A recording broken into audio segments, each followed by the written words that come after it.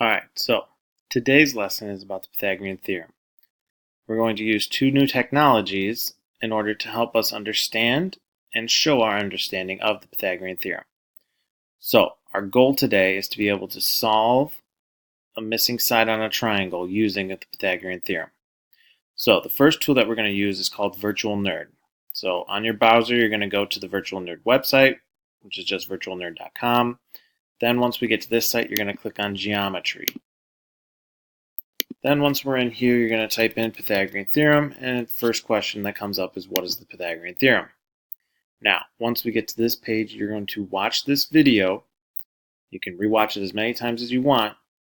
Okay, and there's also some information down here. If you need more understanding, you can continue to look at more stuff to help you continue to build your understanding. But once you feel comfortable, you're going to move on to the website called Quizalize.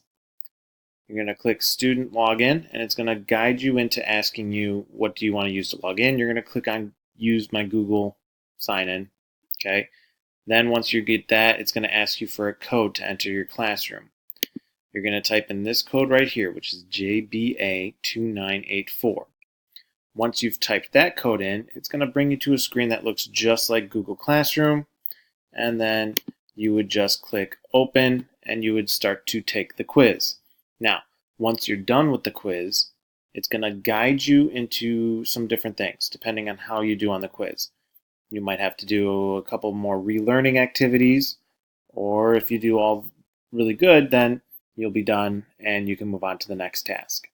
If you have any questions, once again, you can ask me and I'll come over and help you out.